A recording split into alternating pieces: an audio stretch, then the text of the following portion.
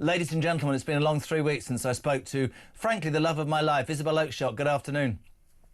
Where have you actually been? I mean, you have been away so long that I've almost forgotten what you look like. I'm here. Look at this tan. Where have you been? Does history tell us where you've been? I can't Or- say where I've been, but I wasn't with you, was I? Unlike other people. I mean, it's all right for some. I went to Butlins and did a summer season. I'm actually a redcoat trying to make some money on the side. Yeah, yeah, about that. Well, you know, things have moved on since you've been away. Yeah, you know, all sorts can happen. Just a bit. Now, I don't want to talk about defence with you. I want to talk about something that I think is really, really important. Kemi Badenoch warned last night of the impact of creeping blasphemy laws after the conviction of a protester. This is a really interesting story. He'd set fire to a copy of the Koran. Hamit Coskun, 50, shouted an obscenity about Islam. He said it's a religion of terrorism and I'm going to burn the Koran, whilst holding up a flaming copy of the holy text. He was protesting last year against the Turkish government. He was ordered to pay £240 in cost and a surcharge. He was found guilty, Isabel, of a public order offence motivated by hostility towards members of a religious group, namely followers of Islam. Last night, Badenoch said the case should go to appeal, and a coalition of politicians and free speech campaigners accused the courts of reviving blasphemy laws via the back door and suppressing free speech. There is seemingly one rule for one in this country and one rule for the other, isn't there, Isabel Oakeshott?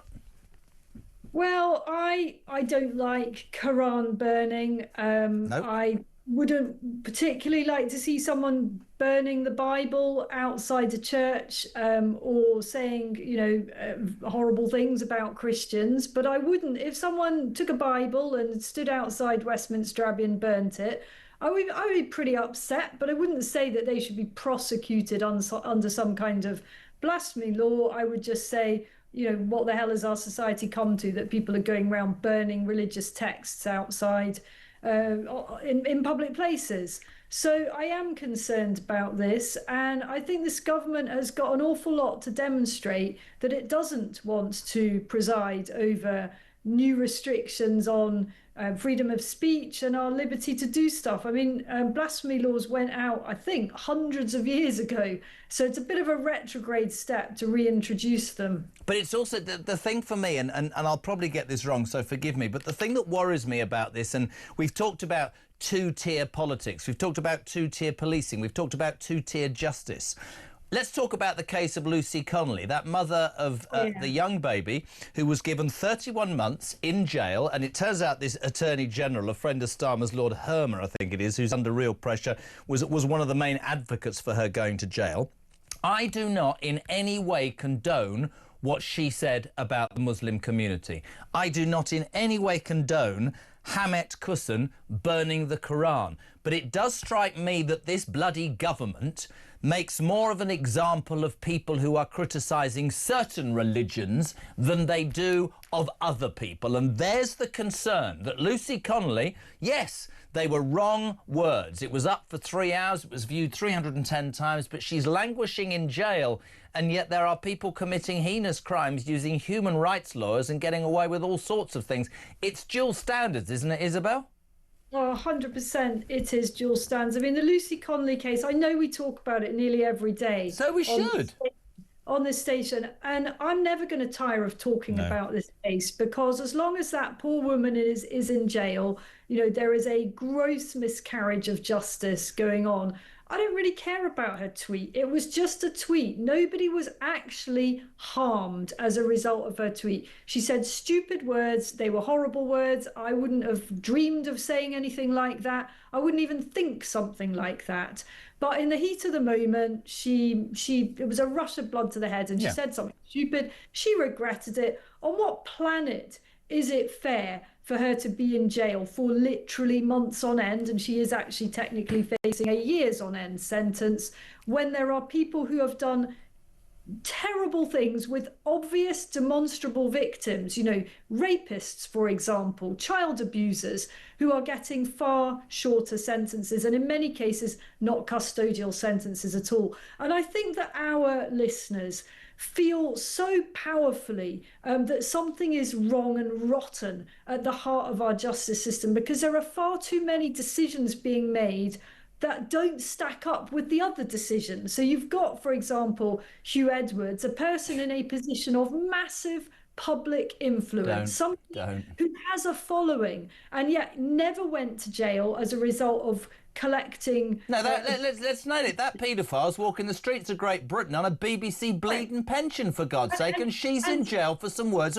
I would have thought she was, in my mind about Lucy Connolly, she would have been the perfect example of somebody who should have been done community service within the Muslim community, learning about the good things that the Muslim community have. There's many Muslims who are appalled by what's going on, but that's not going to be achieved by throwing her in jail, because people will just jump up and say this is pro-Muslim and anti-this, and it causes more. To me, that sums up Starmer's government absolutely. It's the whole. It looks better to do that. The focus group said let's go for those people. It doesn't make any sense to me. It doesn't. I think what you're about to say, but maybe anyway, I'll just say it, is that I think that the case of Lucy Connolly actually creates more division in our society. It breeds more resentment, therefore it's counterproductive. And if I can just go on for 1 second more about Hugh Edwards, the difference is that Hugh Edwards has a following. Lucy Connolly, respectfully, was actually a nobody until this government did things that are likely to turn her into a bit of a cause célèbre. You know, she is now effectively a rather strange martyr to a really important cause, which is the freedom to say stupid things, especially if you actually delete them quickly afterwards. She had no following. No one was going to take to the streets, man the barricades, because some random woman called Lucy Connolly had had a bit of a rush of blood to the head. Yeah. And there are plenty of people who will look at Hugh Edwards and say, plenty of people with dark minds and darker habits will look at what's happened to Hugh Edwards and say, well, you know, if a massive BBC star can get away with collating and collecting disgusting, obscene images of child pornography, well, you know, I'm a no one, surely I'll get away with it too.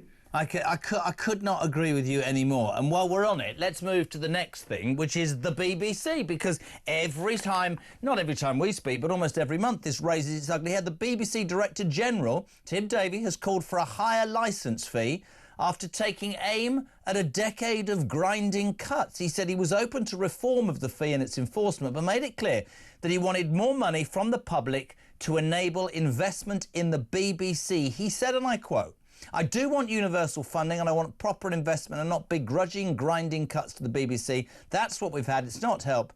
This call for investment, Isabel, amounts to a demand for a higher licence fee, which makes up 2/3 of the BBC's income.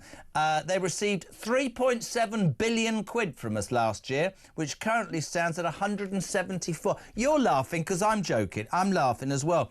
They've got some front. They're absolutely governed by the left. They've got a political agenda. They're supposed to be what? The state broadcaster. You have to pay for crap programming, whereas everybody else has to prove they get listeners by getting advertisers, by surviving. And now they want more. Joke.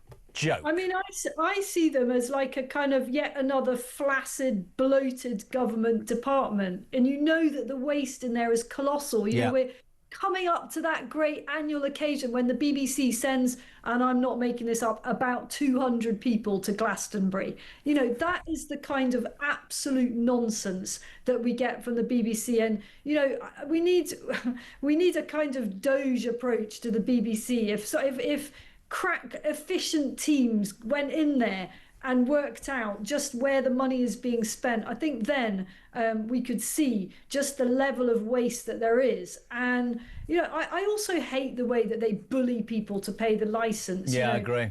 Such threatening letters from the BBC. I don't have a television. You know, they were pretty much threatening to send round the bailiffs to a property that was empty and under renovation. And, you know, they are so aggressive in the way they chase people. A lot of people these days actually choose not to have a television, choose not to watch the BBC, and therefore do not need to be paying the license. But as a television person, I suppose, the thing that grates with me, yes, you're absolutely right about the way they treat people and the way that they try and enforce it. In fact, I'm doing up a house and exactly the same happened to me. I've got a TV licence for the house that I'm in, and they were making all sorts of threats. You just go, well, you're wasting your time, you idiots. There's nobody in there. But I think for me, from a televisual point of view, because I've worked on commercial television and commercial radio for so long, you only, I mean, it sounds basic, but you survive if you get viewers and listeners, then that attracts advertisers to spend money, and that's how the station works. The BBC does not have to be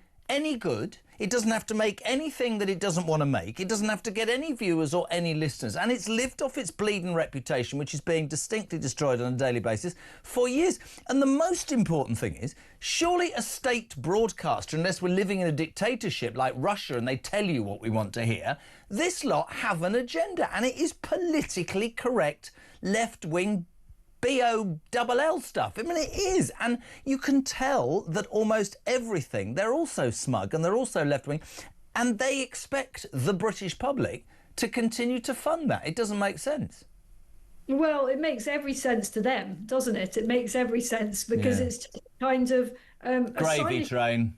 Yeah, and a job for which you don't have to prove very much. And I've got a massive issue with things like their BBC Verify, which keeps getting things wrong. And just the whole kind of institutional left-wing bias, which is that whole thing that those woke people call unconscious bias. It's so packed with lefties, they don't even realise. Can you help me out? Because I've been away and I've missed you. What does unconscious bias mean, mate? That means that you don't even realise you're being biased. So you might be a kind of good and pure and... So I could say I hate Ryan, but I wouldn't say it, but I'd actually know that I said it and he'd know that I meant it, yeah? That would be unconscious bias, yeah? I'm not sure whether Ryan is a good example here. It's kind of like you just don't know that you're against something, but it's sort of so deeply ingrained, and they are so deeply ingrainedly lefty. Honestly, mate, as I approach 60, I am getting to the point where unconscious bias, I don't even know what that means. The BBC... Oh, there's way worse than that. There's way worse than that. What about Horn's halo? Have you heard of that? Horn's halo syndrome. Sorry, horns? Horns? Horns, which is probably what you've got. Halo, which is... Sorry, I haven't got the horn. Are you what did you say? I've got the horn, did you say? No. The one-track mind is what you've got. So, yeah, there's this thing if you actually went to DEI training, which I'm sure the BBC does a lot of, which is called Horn's halo bias. The NHS is big on this too. Right. That's when you instinctively think someone has a halo or someone has horns, and you kind of don't really know. You know, you put people in a group where we basically think, for example, the BBC, they have horns, whereas we at News UK have halos.